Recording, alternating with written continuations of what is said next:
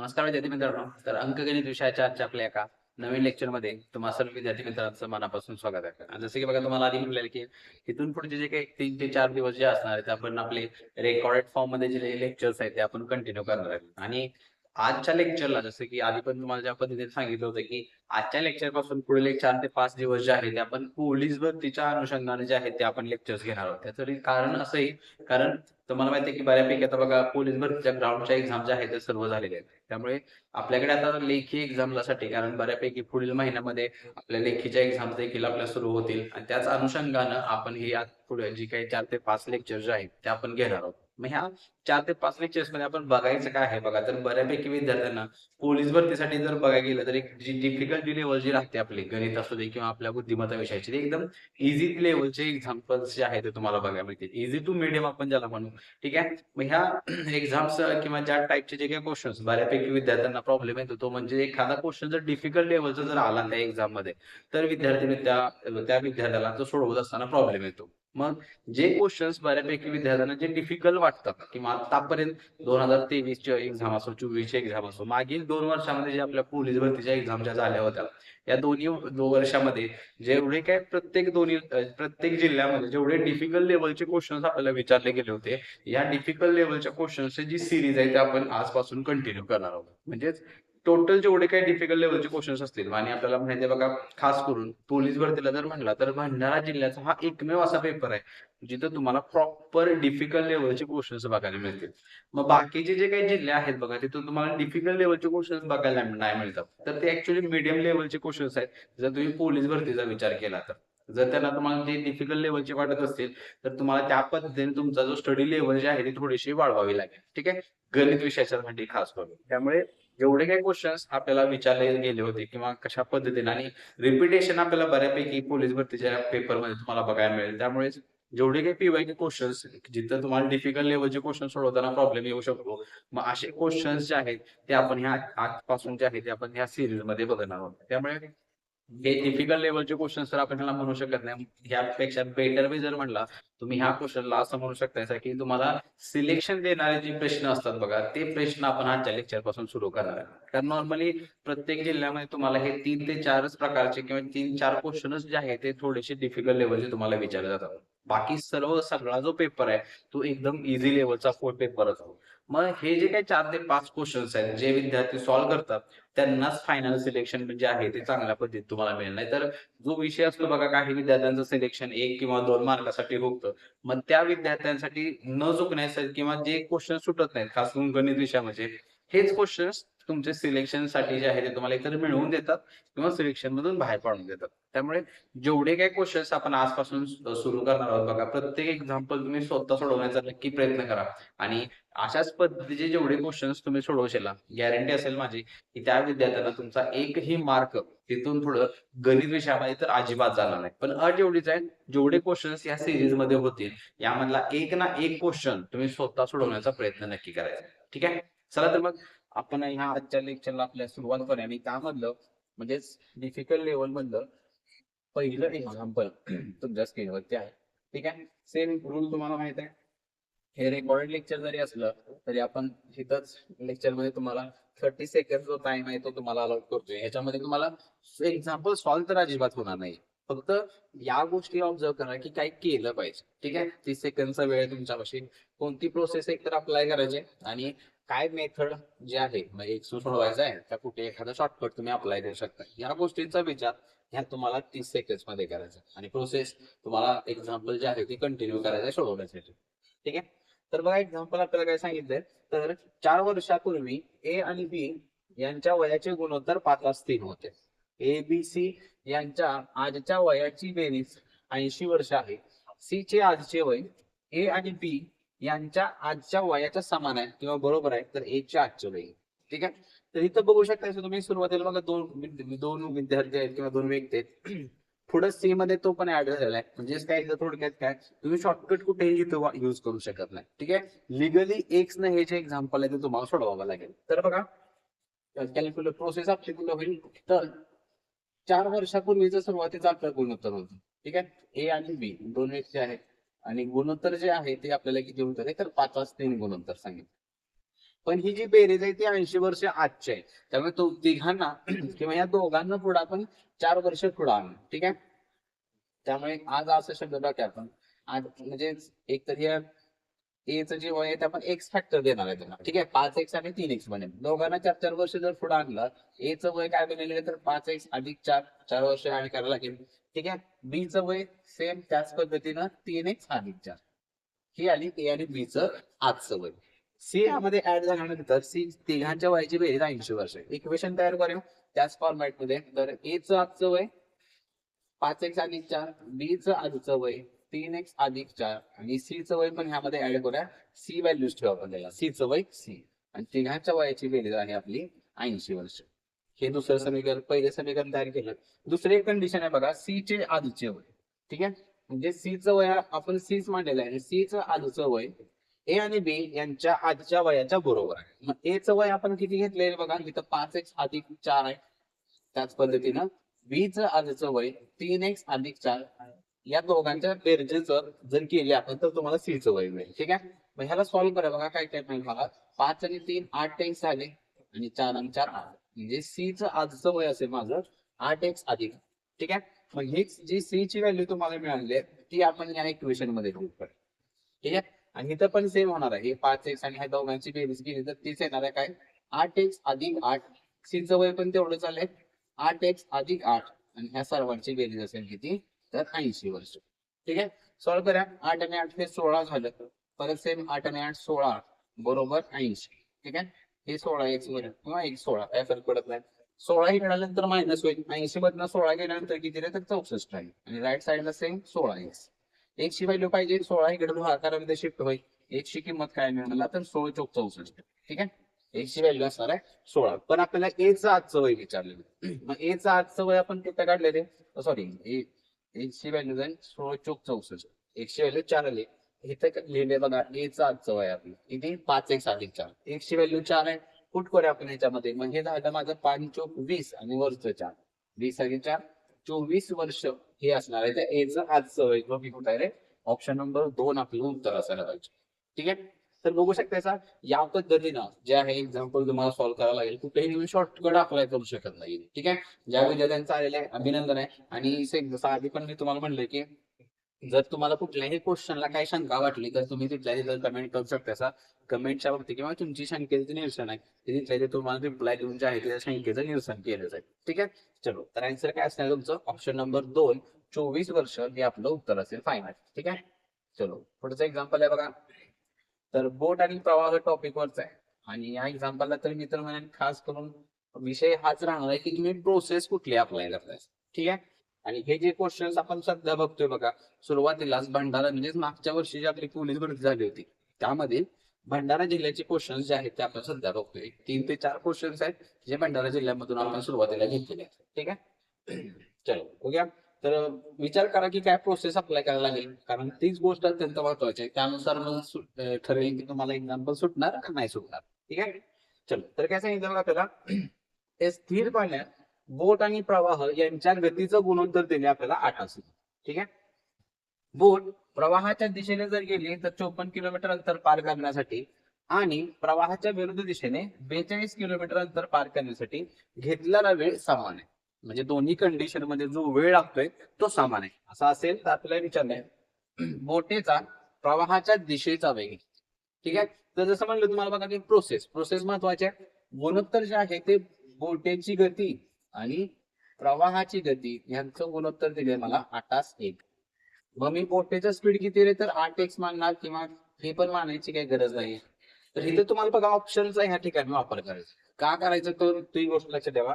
बोट आणि प्रवाह आपल्याला माहित आहे जर बोट प्रवाहाच्या दिशेने जर जात असेल प्रवाहाची दिशा ज्याला आपण काय म्हणत असतो रे तर कॅपिटल डी डाऊनस्ट्रीम म्हणतो आपण. ठीक आहे.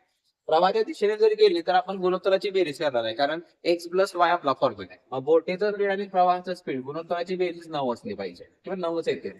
मग असा ऑप्शन तुम्हाला पिक करायचा आहे ज्याला 9 न पूर्ण भाग जातो. ठीक आहे. मग इथं बघू शकता 40 27 28 आणि 35 असे हे आपले 4 ऑप्शन्स आहेत. मग इथं बघू शकता 9 न भाग जाणारा तुम्हाला एकच ऑप्शन दिला येईल. त्यामुळे आन्सरच तुमचं काय असणार आहे, प्रवाहाच्या दिशेचे जे काही स्पीड आहे आपलं ते किती असणार आहे, 27 किलोमीटर पर आवर हेच तुमचं उत्तर असेल. ठीक आहे, कारण एकच ऑप्शन आहे की ज्याला 9 न पूर्ण भाग जाते. हा जो अप्रोच आहे तो आपला एक्झामचा अप्रोच आहे. ठीक आहे, याला जसं तुम्हाला आधी पण म्हणलेलं की क्लासरूमचा अप्रोच आणि एक्झाम मध्ये एक्झाम्पल सोडवण्याचा दृष्टिकोन किंवा अप्रोच जो म्हणतो आपण त्याला, दोन्ही वेगवेगळे असतात, लक्षात ठेवा. ठीक आहे, मग हा जो अप्रोच आहे तो मी एक्झाम मध्ये डायरेक्टली अप्लाय करेन. आणि जर मला हे क्रॉस चेकिंग करायचं, समजा इन केस जर 2 ऑप्शन्स असते तर मला कसं कन्फर्मेशन करायला लागलं असतं, तर ते बघूया आपण आता. तर ह्या 9ची किंमत आता मला किती मिळते, तर 27 किलोमीटर पर आवर असणार आहे. एकाची काढून घेऊया आपण, एकाची असेल माझी 9 त्रिक 27. मग हे बोटीचं स्पीड बनेल 8 त्रिक 24 आणि प्रवाहाचं स्पीड बनणार आहे 3 एके 3 किलोमीटर पर आवर. मग आता कंडिशन इथं अप्लाय करूया आपण. 54 किलोमीटर प्रवाहाच्या दिशेने जातोय मी. ठीक आहे, मग वेळ फक्त क्रॉस चेकिंग करायची आहे मला. कसं बघा, 54 किलोमीटर आणि 42 किलोमीटर. 54 किलोमीटर मी प्रवाहाच्या दिशेने जातोय. दिशेने जात असताना आपण दोघांची बेरीज करतोय, म्हणजे 24 आणि 30, 24 आणि 3 27 किलोमीटर ही डाऊनस्ट्रीमचं स्पीड आलं. अपस्ट्रीमचं स्पीड एक्स मायनस वाय. मग 24 मधनं एक 3 गेला, 21 राहील. कंडिशन आहे दोघांना लागणारा वेळ समान आला पाहिजे. येतोय का बघा, तर हे जाईल माझं 27 दोन्ही 54 आणि 21 दोन्ही 42. 2-2 तास लागते, मॅच पण होते. त्यामुळे आन्सर जे आहे ते तुमचं काय असलं पाहिजे, ऑप्शन नंबर 2 हे फायनल आन्सर असणार. ठीक आहे, मग जणू तुम्हाला म्हणलं की अप्रोच आणि प्रोसेस खूप महत्वाचे आहे. हे तर कुठेही एक्स वगैरे काहीही घ्यायची गरज नाही. आन्सर जे आहे तुम्हाला ऑप्शन वरच फक्त क्रॉस चेकिंग करावं लागेल. ठीक आहे, चलो पुढे जाऊया. पुढचा वगैरे तर पुढचा आहे आपला प्रश्न क्रमांक 3. हा देखील बघा भंडारा जिल्ह्यामधलाच एक्झामच्या पेपर मधला हा क्वेश्चन आहे. ठीक आहे, नफा आणि तोटा टॉपिक वरती डिपेंड असणार एक्झाम्पल आहे. तर एक्झाम्पल नीट वाचा, त्यानुसार तुम्हाला एक्झाम्पल जे आहे ते सॉल्व्ह करण्याचा प्रयत्न करायचा. ठीक आहे, चलो तर ते खूप महत्वाचं आहे बघा. नवीन क्वेश्चन तुमच्या समोर आला, एखादा अवघड क्वेश्चन, तर त्यावेळी तुम्ही काय करताय हे समजून घेणं तुम्हाला फार महत्वाचं असणार आहे. ठीक आहे, आणि हे लक्षात ठेवा, डिफिकल्ट क्वेश्चन्स नाही तर हे तुम्हाला सिलेक्शन मिळवून देणारे क्वेश्चन्स आहेत. त्या अप्रोच मध्ये तुम्ही एक प्रत्येक एक्झाम्पल जे आहे ते सोडवण्याचा प्रयत्न करायचा आहे. ठीक आहे, चलो तर काय सांगितलं बघा, एका वस्तूचे अंकित मूल्य त्याच्या खरेदीपेक्षा 1600 रुपयाने जास्त आहे. जेव्हा वस्तू 500 रुपये सवलत देऊन विकली जाते तेव्हा 25% नफा होतोय. 30% नफा मिळवण्यासाठी वस्तूची विक्री किंमत किती असावी. तर एक्झाम्पल एक अवघड ह्या गोष्टी दृष्टिकोनातून वाटेल बघा तुम्हाला. नॉर्मली जे काही छापील किंमत जी लावली जाते ती खरेदीपेक्षा काहीतरी म्हणून 30% जास्त आहे, 40% जास्त आहे असं वाटत असतं. इथं तसं नाही, इथं काय सांगितलंय 1600 रुपये जास्त आहे. त्यामुळे तुम्ही इथं पर्सेंटेजचा वापर करू शकत नाही, लक्षात ठेवा. ठीक आहे, त्यामुळे लिगली सोडवा आपल्याला एक्स न सोडवावं लागेल. सुरुवात होईल आपली त्या खरेदी किंमतीपासून. खरेदी किंमत मी आता 1 रुपये म्हणून. ठीक आहे, खरेदी नंतर मी छापील किंमत लावायची आहे मला, जी की काय सांगितलं 1600 रुपयाने जास्त लावायची. 1600 रुपये जास्त लावले तर काय होणार आहे, 1600 रुपये प्लस होतील, ही छापील किंमत आली. आणि त्यानंतर असेल आपली तिसरी म्हणजेच विक्री किंमत. विकताना काय करतोय आपण, 500 रुपये सवलत देतोय. मग 1600 रुपये मधनं 500 मायनस करा, म्हणजेच विकणारे मी किती आले तर एक्स प्लस 1100 रुपयाला ती वस्तू मी विकणार. आणि असं जर झालं तर टोटल व्यवहारामध्ये मला 25%चा नफा होतो. हे पर्सेंटेज मध्ये. मग आता आपण फक्त एकची किंमत काढूया, नफा होते म्हणजे काय, हे या दोघांमधला डिफरन्स म्हणजे एक्स प्लस 1100 मायनस एक्स भागिले 100. आणि सॉरी भागिले आपण शेणामध्ये काय टाकत असतो रे, तर खरेदी किंमत टाकत असतो. ठीक आहे, मग खरेदी किंवा हे पण काही करायची गरज नाही बघा. तिथं बघू शकतायचा खरेदी किंमत 1 रुपये होती, बरोबर. विकतोय कितीला रे मी त्या वस्तूला, तर एक्स प्लस 1100 विकतोय. मग हा जो 1100 रुपये आहे हाच माझा काय असणार आहे, तर तेवढंच माझं प्रॉफिट असणार आहे 1100 रुपयाचं, असं म्हणू शकतोय. आणि ते टक्क्यामध्ये सांगितले मला 25%, म्हणजेच काय, तर त्या 25%ची जी काही किंमत आहे ती असेल माझी 1100 रुपये. ठीक आहे, किती असणार आहे, 1100 रुपये हीच माझी असणार आहे त्या 25%ची किंमत. खरेदी किंमत काढूया आपण, जे की आपली पर्सेंटेज मध्ये असते 100 रुपये. चौपट होते बघा, इकडे चौपट करूया, 11ची चौपट असेल 4400 रुपये. ही आली माझी वस्तूची खरेदी किंमत. ठीक आहे, आता शेवटचा प्रश्न बघा, 30% नफा मिळवण्यासाठी वस्तूची विक्री किंमत किती असली पाहिजे. 30% ह्याच्यातच ऍड करू आपण. 10% 440, 30% म्हणजे 400 म्हणजे 44 गुणिले 3 होणार आहे. 4 त्रिक 12, 120 आणि 12 किती होणार आहे बघा. तर 120 आणि 12 132 म्हणजे 1320 रुपये एवढं मला प्रॉफिट. ठीक आहे. वरचं 30% ऍड केलं. दोघांची बेरीज करूया. 0, 2, 7 आणि 5 म्हणजेच काय, जर 30% प्रॉफिट तुम्हाला पाहिजे असेल तर ती वस्तू आता 5720 रुपयाला तुम्हाला विकावी लागेल. ठीक आहे. तर याच्यामध्ये महत्वाची मांडणी आहे बघा जी सुरुवातीची. ठीक आहे. हा जो टेबल म्हणू शकता किंवा याच्या किमती आपण शोधल्या त्या खूप महत्वाच्या, ह्या समजणं खूप गरजेचं आहे. कारण इथं जे काही डाटा दिलाय तुम्हाला तो डायरेक्टली प्राइस मी किती रुपये वाढवतोय ते दिलंय. त्यामुळे तुम्ही इथं खरेदी किंमत 100 रुपये मानू शकत नाही. जर ते टक्क्यामध्ये असतं तर तुम्ही 100 रुपये घेऊ शकता, काही प्रॉब्लेम नाही. ठीक आहे. चलो आन्सर असेल आपलं ऑप्शन नंबर 2. चलो पुढचा प्रश्न आहे बघा. प्रश्न क्रमांक 4 जो की शाब्दिक उदाहरणावरती अवलंबून असणार हे एक्झाम्पल आहे आपलं. ठीक आहे. आणि पोलीस भरतीला जास्त करून बघा संख्या हा टॉपिक फार महत्वाचा आहे. त्याच्यामध्ये सरळ रूप द्यायचे एक्झाम्पल्स असते, रोमन संख्या असू दे किंवा आणि बाकी सगळा जो बेसिक टाइप आहे आपला त्याच्यामध्ये हे शाब्दिक टाइपचे जे एक्झाम्पल्स आहेत ते देखील या कॅटेगरीमध्ये येतात. ठीक आहे. चलो तर बघूया. सर्व विद्यार्थ्यांनी लवकरात म्हणजे कमी वेळेमध्ये आन्सर काढण्याचा प्रयत्न करायचा. सगळ्यात महत्वाचं जर काय असणार तर ते एक्झाम्पल तुम्हाला सोडवायचं आहे, सुटलं पाहिजे. ही अत्यंत महत्वाची गोष्ट असेल. तर काय सांगितलं बघा आपल्याला इथं. तर एका उमेदवारास एका संख्येला 25 ने गुणण्यास सांगितले परंतु त्याने 52 ने गुणले. त्यामुळे त्याचे उत्तर मूळ उत्तरापेक्षा 324 ने जास्त आले तर ती संख्या कोणती.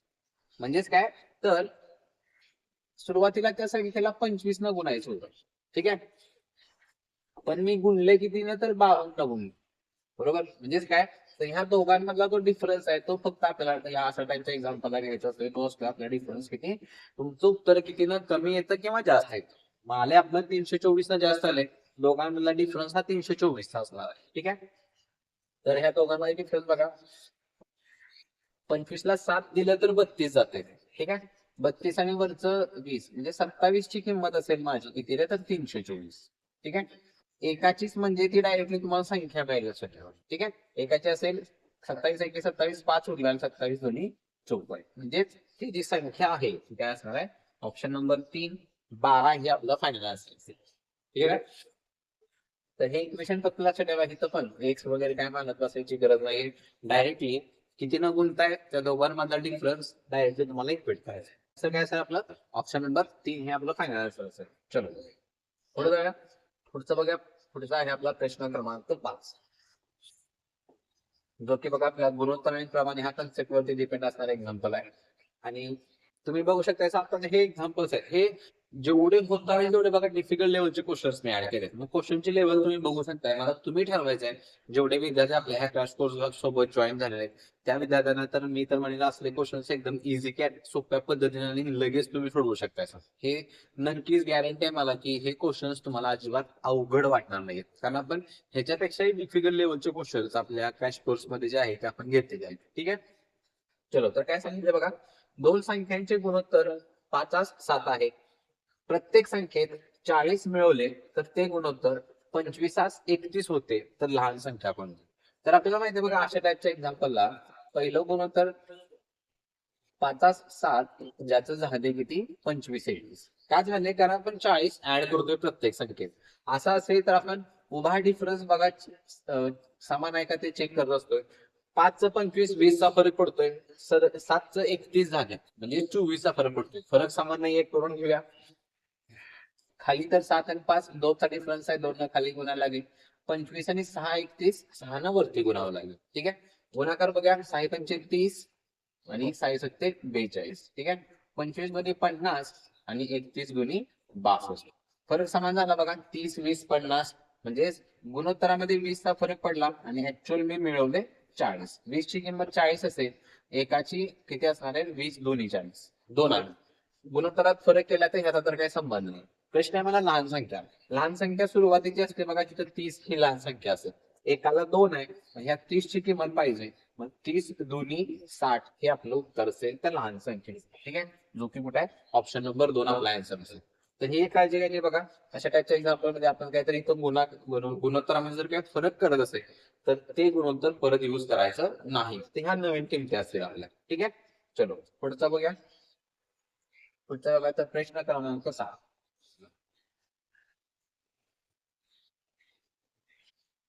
वयवारीवरती वयवारी म्हणू शकता किंवा गुणोत्तरच म्हणू शकता. त्याचं एक्झाम्पल आपण घेतलं बघा, त्याच कॅटेगरीचं हे एक्झाम्पल आहे. ठीक आहे, फक्त डाटा जो आहे तो वयवारीच्या टर्म्स मध्ये आपल्याला सांगितलं जातो सगळा. ठीक आहे, तर पोलीस भरती करत असाल तर वयवारी अत्यंत महत्वाचा टॉपिक आहे. असं मिनिमम म्हणतोय मी 3 ते 4 एक्झाम्पल्स तुम्हाला वयवारी टॉपिक वरती त्या प्रत्येक जिल्ह्याच्या एक्झाम पेपर मध्ये तुम्हाला बघायला मिळते.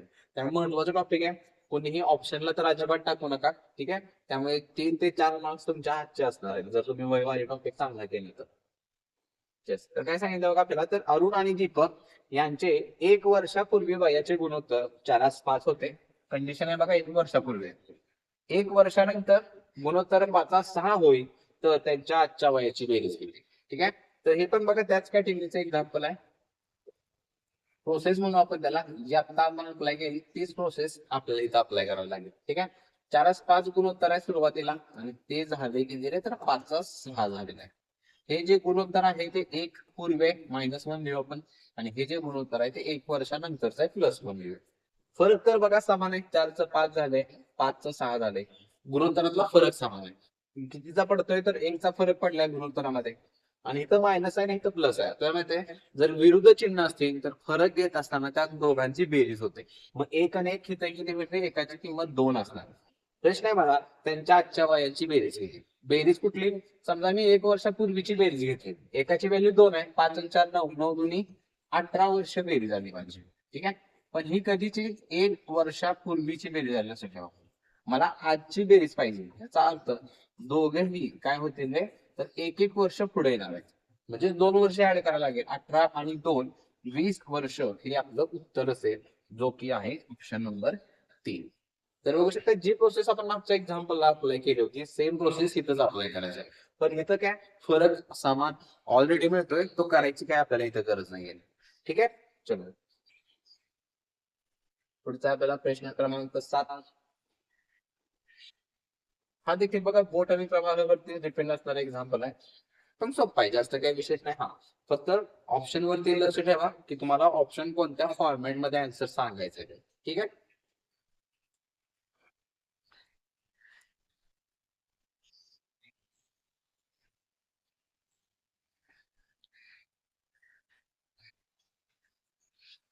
ऑप्शन बघा फक्त डायरेक्टली तास किंवा मिनिट असं काही नाही. एक दोघांचं कॉम्बिनेशन सांगायचं आहे. काही मिनिटं आणि काही सेकंड आहेत अशा फॉर्मॅट मध्ये आन्सर सांगायचं आहे. तर एक्झाम्पल बघा काय सांगितलं आपल्याला, तर सौरभने 80 मीटर पोहण्याच्या स्पर्धेत भाग घेतला. पोहण्याचा वेग 16 किलोमीटर पर आवर आहे आणि प्रवाहाचा वेग 4 किलोमीटर पर आवर आहे. तर प्रवाहाच्या दिशेने अंतर पार करण्यासाठी किती वेळ लागेल. मग डायरेक्टली सांगितलं प्रवाहाच्या दिशेने. प्रवाहाची दिशा म्हणजे आपले डाऊनस्ट्रीम असते. डाऊनस्ट्रीमचा फॉर्म्युला आहे आपला x+1. ठीक आहे, म्हणजेच काय 16 किलोमीटर हे एक्स स्पीड आहे आणि प्रवाहाचं स्पीड आहे 4 किलोमीटर. म्हणजे डाऊनस्ट्रीम डी चा स्पीड असेल 20. आणि आता हेच पाहिजे आपल्याला, वेळ पाहिजे. वेळेचा फॉर्म्युला काय आहे तर अंतर भागिले गती. ठीक आहे, मग अंतर किती आहे माझं 800 मीटर आहे. पण हे लक्षात ठेवा जे आपण स्पीड काढले त्याचं युनिट आहे किलोमीटर पर आवर. मग हे किलोमीटर पर आवर मध्ये असेल. ऑप्शन बघू शकता याचा मिनिट आणि सेकंड आहे. त्यामुळे सोपं काय पडेल रे, ह्याला आपण मीटर पर सेकंड मध्ये कन्वर्ट करू. ठीक आहे, मग मीटर पर सेकंड मध्ये कन्वर्ट करायचं असेल तर फॉर्म्युला आपल्याला काय करू असतो तर 5/18 फक्त आपल्याला त्याला गुणायचं. ठीक आहे, किलोमीटर पर आवर किती तर हे 2 5 जाईल, 2 9 20 आणि 2 9 18 म्हणजे काय बघा 50/9 मीटर पर सेकंड. ठीक आहे, हे आलं माझं स्पीड. मग आता फायनली वेळ काढू आपण. वेळ बरोबर वेळेचा जसा फॉर्म्युला म्हणलं काय, अंतर भागिले गती. अंतर 800 आणि भागिले हे काय होणार आहे 50/9.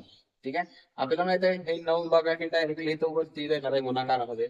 इथं 0 0 कट होईल.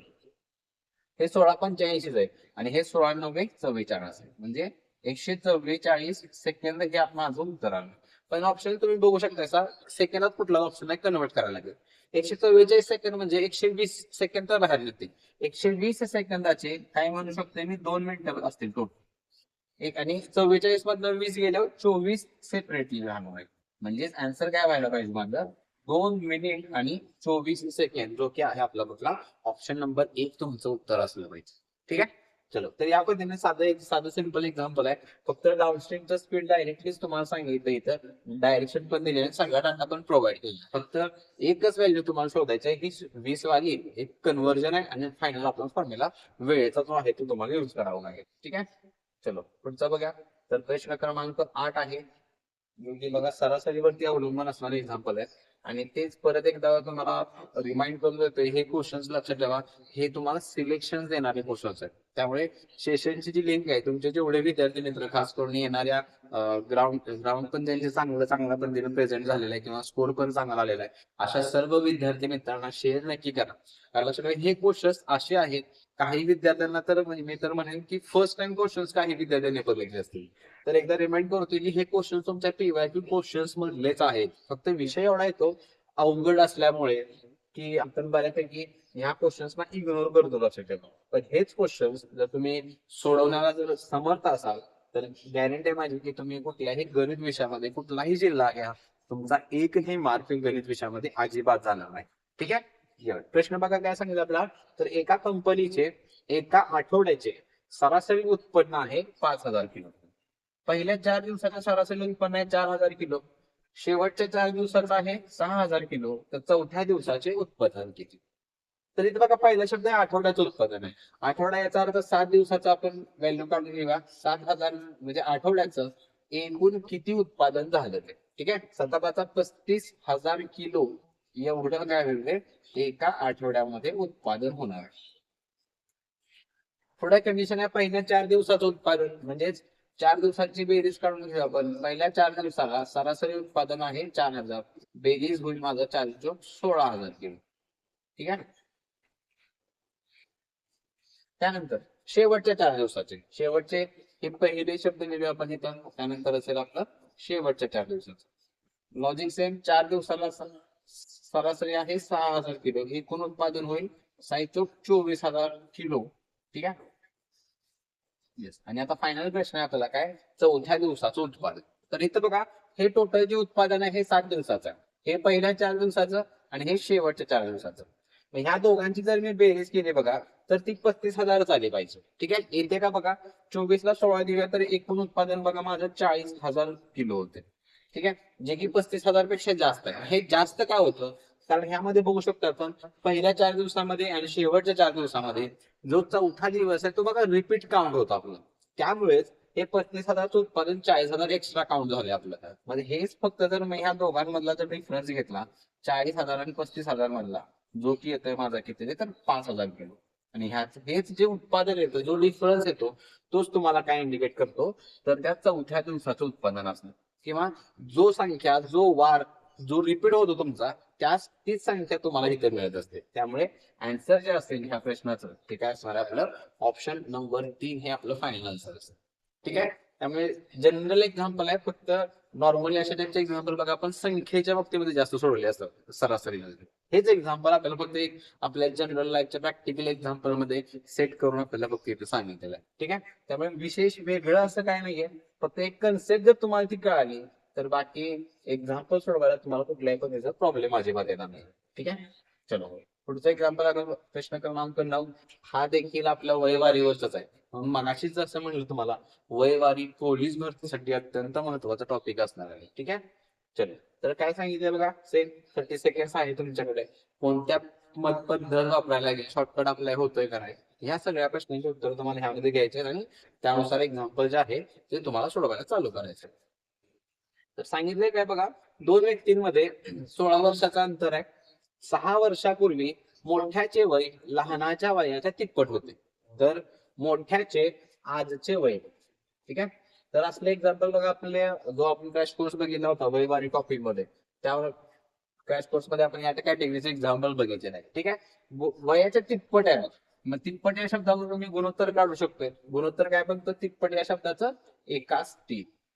एक ऑब्विसली त्या लहान व्यक्तीचं वय असेल आणि 3 साधी गोष्ट आहे त्या मोठ्या व्यक्तीचं वय असणार आहे. पण हे कंडिशन कधीचे आहे बघा, 6 वर्षापूर्वीचे आहे. त्यामुळे हे शब्द महत्वाचा आहे, तिथं 6 पूर्वी लिहिणं. बऱ्यापैकी विद्यार्थी बघा या महत्वाच्या गोष्टीच नोट करतात. गुणोत्तर लिहितात एक असते, पण ते कधीच हे लिहित नाही. मग गडबडीमध्ये होतं काय, एखाद्या विद्यार्थ्याला आजचं गुणोत्तर मागतो आणि आजचं वय जे आहे ते त्या पद्धतीने काउंट केलं जातं. फक्त काळजी घ्या, जे गुणोत्तर आहे ते 6 वर्षापूर्वीच आहे. याचा अर्थ तुम्हाला पहिल्यांदा जे उत्तर मिळेल ते 6 वर्षापूर्वीच असणार आहे. पण प्रश्न इथं बघू शकता, आजचं वय पाहिजे तुम्हाला. ठीक आहे. मग आणि काय सांगितलं बघा, 2 व्यक्तींमध्ये 16 वर्षाचं अंतर आहे. मग वयवारीमध्ये आपल्याला एक कंडिशन माहित असेल तुम्हाला, 2 व्यक्तींच्या वयामधलं जे अंतर आहे ते बघा कधीही तुमचं बदलत नाही.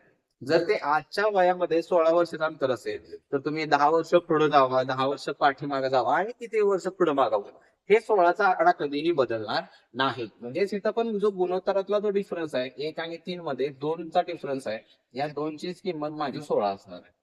ठीक आहे. मग एकाचा किती राहिले, तर एकाला 8 आलं. मला पाहिजे मोठ्याचं आजचं वय.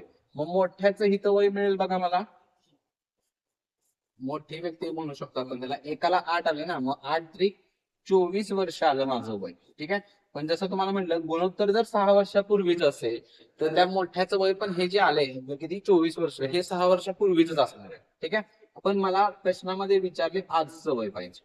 मग आजचं वय पाहिजे असेल, तर ह्या 24 मध्ये मला काय केलं पाहिजे, हे 6 वर्ष ऍड केली पाहिजे.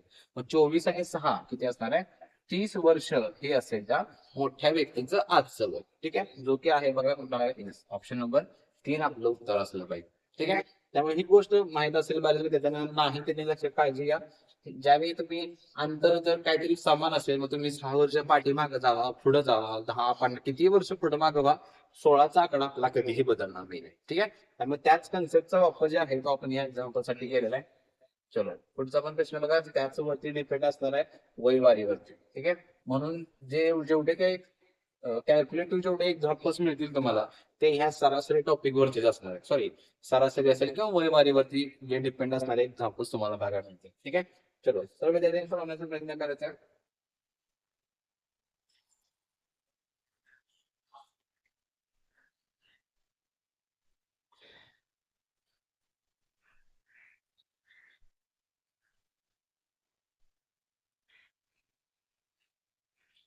तर इथं बघा सरासरी कन्सेप्टचा पण वापर केलेला आहे.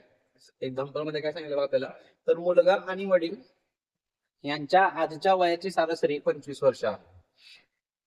7 वर्षानंतर मुलाचे वय 17 वर्ष होईल, तर 10 वर्षानंतर वडिलांचे वय किती असणार. ठीक आहे. म्हणजेच काय, सरासरी दिले दोघांचे की त्या दोघांच्या, म्हणजे मुलगा प्लस वडील असं लिहू आपण त्याला, म्हणजे दोघांच्या वयाची बेरीज थोडक्यात मिळेल बघा. ठीक आहे. सरासरी 25 असेल, 2 व्यक्ती आहेत, गुणिले 2 होणार, दोघांच्या वयाची आजची बेरीज असेल 50 वर्ष. कंडिशन आहे बघा, 7 वर्षानंतर मुलाचं वय 17 वर्ष होणार आहे. कधी, 7 वर्षानंतर. मग आजचं वय काढून घेऊ ना आपण, साधं सिंपल पद्धतीने काढू शकतोय. आज मुलाचं वय काय असणार आहे, 17 मायनस 7, 10 वर्ष हे असेल त्या मुलाचं आजचं वय. ठीक आहे. पहिलाच एक काढून घेतलं बघा, दोघांच्या वयाची बेरीज 50 वर्ष आहे. आणि ह्याच्यातून मला काय मिळेल, वडिलांचं आजचं वय मिळेल. ठीक आहे. वडिलांचं आजचं वय कसं होणार आहे, बेरीज जर 50 असेल, मुलाचं वय 10 वर्ष आहे, 50 वजा 10 किती होईल, वडिलांचं आजचं वय 40 वर्ष असतं. प्रश्न आहे, 10 वर्षानंतरचं वडिलांचं वय. 10 वर्ष पुढे जायचं असेल तर फक्त प्लस 10 करा. मग 40 आणि 10 किती असणार आहे, 50 वर्ष, जो की आहे आपला ऑप्शन नंबर 2 हे आपला आन्सर असेल. ठीक आहे. साधे सिंपल एक्झाम्पल मी तर म्हणेन. आणि बघू शकता, लक्षात ठेवा, जेवढे डिफिकल्ट होता होईल, म्हणजे असं नाही की हे एक्झाम्पल सोपं आहे म्हणून मी घेतलंय. बाकीचे जेवढे काही क्वेश्चन्स असतील ते तुम्हाला ह्याच्यापेक्षा सोपेच मिळणार.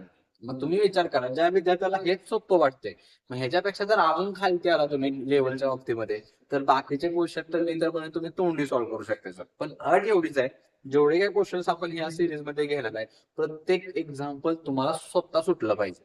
अट एवढीच आहे, जर सुटत नसतील तर तुम्हाला त्या पद्धतीने तुम्हाला प्रॅक्टिस करायला लागेल. आणि ज्या विद्यार्थ्यांना ह्या मेथड्सच माहित नाहीयेत किंवा कन्सेप्टच माहित नाही, तर त्या विद्यार्थ्यांना माझं विनंती असेल, आपल्या जो ह्या चॅनलवरती तुम्हाला सगळा गणित विषयाचा क्रॅश कोर्स अवेलेबल आहे विथ ऍडव्हान्स टेक्निक्स, म्हणजे ऍडव्हान्स मेथड्स असतील किंवा ऍडव्हान्स जेवढ्या काय मेथड्स आहेत प्रत्येक टॉपिक मध्ये, ह्या सगळ्या ऍडव्हान्स मेथडनी युक्त असा सगळा जो क्रॅश कोर्स जो आहे तो आपल्या ह्या चॅनलवरती अवेलेबल आहे.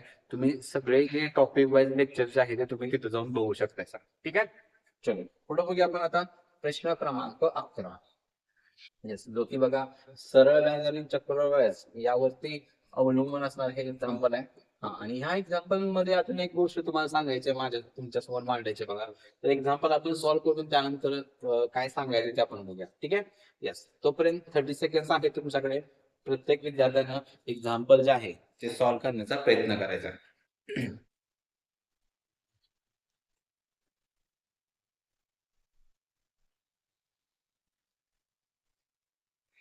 Yes. तर प्रश्न काय सांगायचा बघा आपल्याला. तर एका रकमेवर 2 वर्षाचे सरळ व्याज आणि चक्रवाढ व्याज क्रमशः 800 रुपये आणि 860 रुपये आहे. तर व्याजाचा दर. ठीक आहे. तर असलं एक्झाम्पल माहिती आहे बघा, 2 वर्षाचा कालावधी. सरळ व्याज आपण आधी नोट करून घेऊया. सरळ व्याज पहिल्या वर्षी आणि दुसऱ्या वर्षी. आपल्याला माहित आहे प्रत्येक वर्षी सरळ व्याज हे समानच असते. मग 800च्या निम्म जर मी केलं, सरळ व्याज पहिल्या वर्षी 400 रुपये असणार आहे, दुसऱ्या वर्षी पण 400 रुपये असलं पाहिजे. ठीक आहे. मात्र चक्रवाढ व्याज पहिल्या वर्षी आणि दुसऱ्या वर्षी सेम कधी नसतं. पहिल्या वर्षी सरळ व्याज चक्रवाढ व्याज समानच असतात, 400 रुपये 400 रुपये असतात. ठीक आहे. दुसऱ्या वर्षी मात्र जे वरचं जे 430 रुपये असतात हे असेल माझं चक्रवाढ व्याज दुसऱ्या वर्षाचं. मग मला व्याजाचा दर पाहिजे, मग फक्त एवढं शोधायचा करा. हे वरचं किती रे, तर हे 30 रुपये मला मिळाले. ठीक आहे. मग हे 30 रुपये ह्या 400च्या किती टक्के एवढंच आपल्याला तिथं चेक करायचं असते. ठीक आहे. 30 ह्या 400च्या शेकडा किती जाणार आहे. मग हे बघा, 100 चोक 400 जाईल, 4 7 28 आणि 2 उरले 4 5 20. म्हणजे तो व्याजाचा जो काही दर आहे बघा, तो किती असला पाहिजे रे, 7.5% हे तुमचं उत्तर असलं पाहिजे. ठीक आहे. पण अनफॉर्च्युनेटली ऑप्शन्स आणि मी ऑप्शन मध्ये कुठलाही चेंज केला नाही बघा. जसे ऑप्शन्स तुम्हाला त्या एक्झाम मध्ये जे प्रोव्हाइड केले तेच ऑप्शन्स मी तुमच्या समोर इथं मांडलेले. ठीक आहे ना. त्यामुळे ह्या एक्झाम्पलला किती ऑप्शन्स तुम्हाला चुकीचे प्रोव्हाइड केलेले आहेत. आन्सर जे आहे ते तुमचं काय असलं पाहिजे, 7.5% हे तुमचं उत्तर असलं पाहिजे. ठीक आहे. तर ही कन्सेप्ट जे आहे साधं सिंपल. आणि जर हे जे म्हणलं ना तुम्हाला की मला तुमच्यासमोर ह्या प्रश्नासोबत मांडायचे काय, तर बघा मी नेहमी म्हणतो तुम्हाला की पोलीस भरती असू दे किंवा आपली SSC एक्झाम असू दे, दोघांमध्ये कसल्याही पद्धतीचा जास्त प्रमाणामध्ये तुम्हाला फरक बघायला मिळणार नाही. दोघांचा सिलेबस सेम आहे, फक्त थोडीफार काठीण पातळी कमी जास्त होते. आणि हे क्वेश्चन्स तुम्ही बघू शकता आपल्या SSC चे जे 2024ला PYQ क्वेश्चन्स आपण घेतले होते बघा, त्या PYQ क्वेश्चन्स मध्ये तुम्हाला या कॅटेगरीचे क्वेश्चन्स बघायला मिळतील. मग सांगायचं काय तुम्हाला की जो क्वेश्चन SSC GD ला पण विचारला गेलाय तोच क्वेश्चन पोलीस भरतीला पण पडलेला आहे. सेम लेवल सेम टाईपचा, फक्त व्हॅल्यू बदल आहे. मग ह्याच्यात ना तुम्हाला गोष्ट समजून काय घ्यायची आहे की एकतर सिलेबस मध्ये काही चेंज नाहीये तुमच्या दोघांमध्ये, कुठलीही एक्झाम तुम्ही देऊ शकता.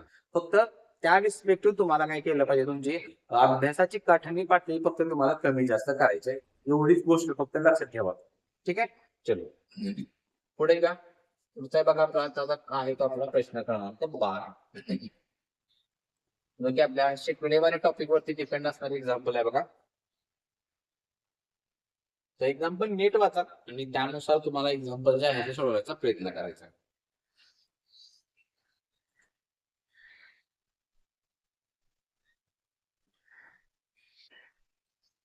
तर प्रश्न काय सांगितलंय बघा आपल्याला, तर लोकांच्या गटात काही जोडपे आहेत आणि उरलेले लोक एक एकटे आहेत.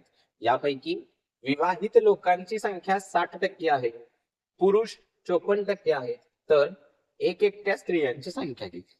तर इथं बघा आता एकूण लोकसंख्या जी आहे ते आपण नेहमी 100% घेत असतोय, तीच आपण घेऊया. 100 लोक आहेत एकूण, स्त्रिया पण आणि पुरुष. एक शब्द वापरला बघा, विवाहित लोकांची संख्या 60 आहे. म्हणजेच काय, विवाहित जर 60% लोक असतील तर आता विवाहित म्हणल्यानंतर ऑब्विसली पुरुष आणि महिला अशी जोडी असणार आहे. याचाच अर्थ काय झाला रे, तर ह्या 60ला जर मी फोड केली तर ह्या 60 मध्ये 30% आपले पुरुष असतील आणि 30% जी काही किंमत असणार आहे ती असेल त्या स्त्रियांची. ठीक आहे, किंवा महिला म्हणू शकतो आपण. मग आता स्त्रिया जर असतील तर आम्ही एक सांगितलं बघा, पुरुष जे आहे एकूण पुरुष शब्द तिथं एंटर करायचा, ते कन्सिडर करायचं. एकूण पुरुषांची संख्या आहे माझ्याकडे किती, तर 54%. त्यामधले 30% तर म्हणजे ज्यांचं विवाहित किंवा लग्न झाले असे आहेत. राहिले किती रे, तर ह्या 54 मधनं 30 गेले तर राहणार किती आहेत, एक एकटे पुरुष जे आहेत ते असतील आपले 24% पुरुष असतील. ठीक आहे. आणि मग जो काय आता ह्या 60 मध्ये दोघ आहेत, एक एकटे पुरुष हे 24 आले, मग 60 आणि 24 84% झाले. बरोबर. किती झाले आपले टोटल आतापर्यंत व्यक्ती 84%, ज्याच्यामध्ये पुरुष पण संपले, विवाहित महिला पण गेल्या. राहिलेली जी काही टक्केवारी असणार आहे ती असेल आपल्या ह्या एक एकच्या स्त्रियांची. मग एकूण 100 आहेत, एकूण 100 मधनं 84 गेले तर एकट्या स्त्रियांची संख्या किती असली पाहिजे? 100 मधनं 84 घालवा किती राहील? 16% हे आपलं उत्तर असलं पाहिजे. ठीक आहे, जो की आहे आपला ऑप्शन नंबर 2. ठीक आहे, फक्त ही गोष्ट समजून घेण्याची बघा, 60% जर एकूण विवाहित लोक असतील तर त्यामध्ये पुरुष आणि महिला दोघं असणार, 30-30 डिस्ट्रीब्युशन होईल. एकूण पुरुष 54 दिलेत, 54 मधून 30 वजा करा, एकट्या पुरुषांची संख्या 24 असेल. ठीक आहे, दोघांची ऍडिशन केली तर राहिलेल्या जे काही संख्या असणार आहे त्या एकट्या महिला असतील, जे की उत्तर असेल आपलं ऑप्शन नंबर 2. चलो पुढचा प्रश्न बघा, प्रश्न क्रमांक 13, जो की आपल्या ह्या काम आणि वेळ कन्सेप्ट वरती आधारित असणारा एक्झाम्पल आहे. हा, इथं पण सेम कुठली मेथड युज करताय सर याचा विचार तुम्हाला नक्की केला पाहिजे. शॉर्टकट आपल्याला होतोय, एखादी कुठली आपण एक्स्ट्रा मेथड युज करू शकतोय का मला जनरल बेसिक फॉर्म्युलाच युज करायला आहे. ठीक आहे, त्याचा विचार करून तुम्ही एक्झाम्पल जे आहे ते सोडवण्याचा प्रयत्न करायचा. काय सांगितले बघा, तर वर्धा ते पुणे अंतर 77 किलोमीटर पर आवर गतीने गेल्यास 6 तासात लागतात किंवा 6 तासात ते अंतर पूर्ण होते. तेच अंतर 5.5 तासात पार करण्यासाठी गती कितीने वाढवावी लागेल? ठीक आहे, म्हणजे नवीन गती नाही विचारली इथं, मला काय विचारलंय, गतीचं स्पीड जे आहे ते मला किती किलोमीटर पर आवर वाढवावं लागेल. असं बघा, इथं अंतर समान आहे. अंतर समान असेल तर ऑब्व्हियसली आपण काय वापरतोय, तर शॉर्टकट मेथड वापरायचं आपल्या गुणोत्तर मेथडचा. ठीक आहे, दोन्ही व्हॅल्यू बघा वेळेच्या आहेत आपल्याला, 6 तास आणि 5.5 तास. त्यामुळे वेळेचं गुणोत्तर मला मिळेल सुरुवातीला पहिला 6 तास लागतात आणि परत 5.5 तास लागतो. ठीक आहे, गुणोत्तर काढून घ्या, 1 0 इकडे वाढेल, 60 60 ला 55, 5 ने काढलं 12 पंचे 60 आणि 11 5 55, म्हणजे 12 11 हा वेळेचं गुणोत्तर आहे. वेळेच्या उलट माझं असणार आहे गतीचं गुणोत्तर, जे की असेल 11 12. सुरुवातीची गती बघा 77 किलोमीटर आहे, गुणोत्तरामध्ये ते 11 आहे. ठीक आहे, म्हणजेच काय, आणि मला काय विचारलंय, वाढवावी लागेल. वाढवणे म्हणजेच त्या दोघांमध्ये डिफरन्स लागतो. म्हणजेच काय, शॉर्ट मध्ये आपण तरी कसं टाक्या, 11ची किंमत 77 असेल आणि मला पाहिजे या दोघांमधला डिफरन्स, गतीचा डिफरन्स. मग 11चं 12 म्हणजे किती रे, 1 न वाढवून द्या, एकाचीच किंमत पाहिजे, 11 सत्ते 77. याचा अर्थ काय झाला, तर जे काही अंतर हे 5.5 तासात पूर्ण करायचं असेल तुम्हाला, तर तुमचं जे स्पीड आहे ते 7 किलोमीटर पर आवर काय करावं लागेल, तर तुम्हाला ते वाढवावं लागेल. ठीक आहे, ही तर नवीन गती विचारलेली नाही. या एक्झाम्पलला बघा बरेच विद्यार्थी याच पॉइंट मध्ये आपले कन्फ्युज होत असतात, त्यामुळे ती काळजी घ्या. आपल्याला पाहिजे डिफरन्स, जो की 7 किलोमीटर पर आवर हे आपलं उत्तर असणार आहे. ठीक आहे, चलो पुढे जाऊया. येस, आणि आजच्या या आपल्या सिरीज मध्ये, डिफिकल्ट लेवल सिरीज मधलं पोलीस भरतीचं लास्टचं एक्झाम्पल तुमच्या स्क्रीनवरती आहे. ठीक आहे, येस, 14वा एक्झाम्पल आहे बघा. माझ्यामध्ये टोटल आपण एक 45 ते 50 एक्झाम्पल जे आहेत ते आपण या सिरीज मध्ये टोटल बघायचे. ठीक आहे, सगळे एकदमच घ्यायचे नाहीत, प्रत्येक एक्झाम्पल समजलं पण पाहिजे तुम्हाला, त्याच्यावर तुमची रिव्हिजन पण चांगल्या पद्धतीने झाली पाहिजे. त्यामुळे मिनिमम एक 14-15 क्वेश्चन्स आपण प्रत्येक सेशन मध्ये बघणार आहे. ठीक आहे, चलो, तर काय सांगितलं बघा एक्झाम्पल, एक संख्या 2दा आणि 3 वेळा 42 यांची बेरीज 238 आहे. वाचण्यात गडबड करू नका बरं का. दिलंय काय पुढं, 42 2दा आणि संख्या 3 वेळा यांची बेरीज. ठीक आहे, संख्या माहित आहे नेहमी पद्धतीने आपली एकच असते. एक संख्या 2दा म्हणजे त्याचं 2 वेळा काउंटिंग करायचंय. संख्या 2 वेळा जर मी घेतली तर ते किती बनलं रे, तर 2 एक झालं. 3 वेळा 42 म्हणजे 42 गुणिले 3 होईल. इथंच लागली की आपण ते 42 गुणिले 3, म्हणजे किती जाईल बघा, 6 आणि प्लस 126 आणि यांची बेरीज आहे मला किती, तर 238. एकची किंमत मिळेल मला त्याच्यातून. सॉल्व्ह करायची तर बघा, 126 इकडे मायनस राहणार. ठीक आहे, माझं बाकी 8 6 गेले, 2 राहिले, 3 2 1 1. मग एकची किंमत पाहिजे, 112चे निम्म कर. 112चे निम्म किती असतात रे, 56 ही ती संख्या असेल. ह्याचा आता पुढे अप्लिकेशन करूया. 42 2दा म्हणजे 42 ची डबल आपली असते 84 प्लस संख्या 3 वेळा, 56 ची तिप्पट. 56 ची तिप्पट बघा 168 जाईल. ठीक आहे, 150 वरचा 18, येस 168. मी ह्या दोघांची बेरीज मला विचारलेली आहे, तर किती जाते बघा, 8 आणि 4 किंवा डायरेक्टली आपण टाकायला तर हा, येस बेरीज फक्त आपल्याला करायची. 8 आणि 4 12, त्याची 1 जाईल, 14 15 1, येस बेरीज किती असली पाहिजे, तर 252, जो की आहे आपला ऑप्शन नंबर 2 ही आपला फायनल आन्सर असेल. ठीक आहे, येस, तर ह्या आपल्या पोलीस भरती डिफिकल्ट म्हणजे पीवायक्यू मोस्ट डिफिकल्ट क्वेश्चन्स मधला आपला हा आजचं जे काय पहिलं लेक्चर जे आहे ते आपण इथंच आपलं जे आहे ते संपलेलं आहे. तर याचा लक्षात ठेवा, मला तीच गोष्ट जसं तुम्हाला म्हणलं की हे डिफिकल्ट क्वेश्चन्स अजिबात नाही आहेत. ज्या विद्यार्थ्यांना वाटतात त्यांना फक्त एवढीच विनंती असेल की तुम्हाला तुमचे जे काही काठिण्य पातळीचा जो अभ्यास तुम्ही करताय गणित विषयाचा तो तुम्हाला थोडासा वर आणलाच पाहिजे. ठीक आहे, मगच हे जे क्वेश्चन्स आहेत हे तुम्हाला अजिबात एकतर डिफिकल्ट वाटणार नाहीत आणि इझी पद्धतीने तुम्ही लगेच चांगल्या पद्धतीने सॉल्व्ह पण करू शकताय सर. आणि हे क्वेश्चन्स अवघड नाही, तर हे तुम्हाला सिलेक्शन देणारे क्वेश्चन्स आहेत.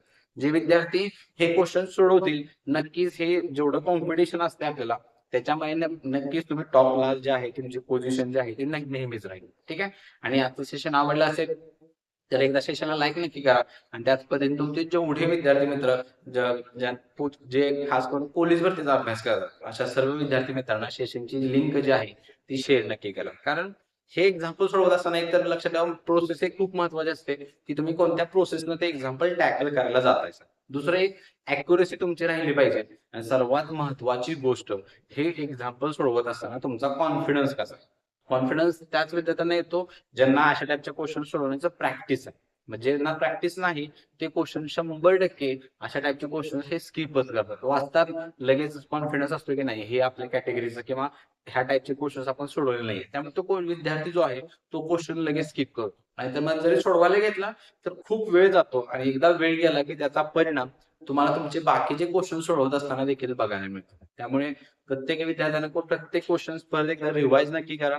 आपल्याला खरंच एवढ्या ह्या वेळेमध्ये आपण तो एक्झाम्पल सुटतंय का, सुटत असेल तर चांगली गोष्ट आहे, नसेल तर तुम्हाला फक्त त्या पद्धतीने तुमचा जो अभ्यास आहे तो स्टडी प्लॅन जो आहे तो तुम्हाला करायचा आहे. ठीक आहे, चला तर मग अशा पद्धतीने आजचं जे लेक्चर आहे ते आपण इथंच राऊंड अप करूया. भेटूया आपल्या याच्याच पुढील भागामध्ये. Till then keep studying, be positive and thank you so much.